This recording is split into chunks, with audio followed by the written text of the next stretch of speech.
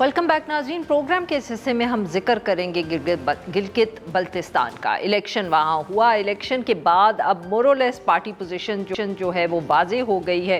Peoples party के पास 11 seats, Pakistan मुस्लिम league नवाज़ के पास 6।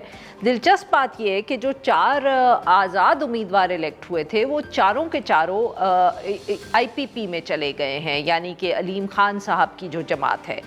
PTI के पास 2 मेंबर्स हैं और MWM 1। अब क्योंकि पाकिस्तान पीपल्स पार्टी की कुछ नाराज़गी या शिकायत इस हवाले से गिलगित बल्तिस्तान के इलेक्शन के हवाले से सामने आती रही हैं, तो अब ये भी रिपोर्ट्स आ रही हैं कि शायद वो कोशिश कर रहे हैं कि PTI और MWM से राब्ते करें, क्योंकि हुकूमत तो सबका यही ख्याल है कि PPP बनाएगी, मगर और ये बात PMLN भी कर चुकी है, मगर फिर भी कुछ कन्फ्यूजन नज़र आ रही है। इस पर बात करने के लिए हमारे साथ मौजूद है जमील नगरी साहब, नुमाइंदा है न्यूज़ गिलगित बल्तिस्तान से, हमें ज्वाइन करें। Welcome to the show sir. Jameel साहब, ये बताइएगा कि ये जो अचानक मूव हुई कि 4 जो आज़ाद उम्मीदवार थे वो IPP में चले गए, ये आप लोग एक्सपेक्ट कर रहे थे?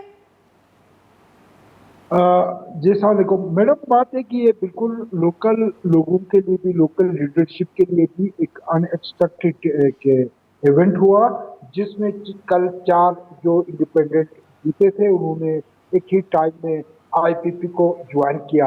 हालांकि उससे पहले तक दोनों जो इंडिपेंडेंट कैंडिडेट्स थे वो दोनों पार्टियों के साथ, यानी PPP के साथ भी और PMLN के साथ भी कॉन्टेक्ट में थे, और ये दावा भी किया जा रहा था कि वो उनमें से कुछ को PPP में ज्वाइन कराएंगे, कुछ को PMLN ज्वाइन कराएंगे। अच्छा, इस दिलचस्प बात ये भी है कि इसमें से 2 ऐसे इंडिपेंडेंट है जो PMLN के हिमायती याफ्ता थे, और होना तो ये चाहिए था, एक्सपेक्ट ये कर रहे थे कि जो PMLN के हिमायती याफ्ता थे वो अपने पार्टी ज्वाइन करें।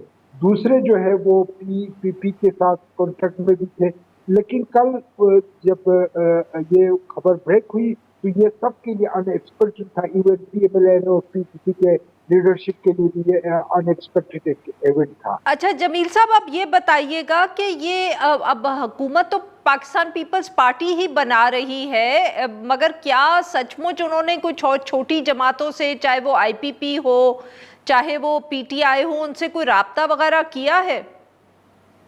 देखिए मैडम, पहली बात ये कि जो सेकंड लार्जेस्ट पार्टी वो PMLN है। PMLN ने प्राइम मिनिस्टर ने भी एश्योर कराया है कि PP को सपोर्ट करेंगे, उनको वोट भी करेंगे, लेकिन उसके बावजूद PPP को यह खदशा है कि उनके पास, क्योंकि वो नंबर पूरे नहीं हो रहे हैं, उसके लिए वो इंडिपेंडेंट्स के साथ रास्ते में थे, वो इंडिपेंडेंट्स तो चले गए IPP में।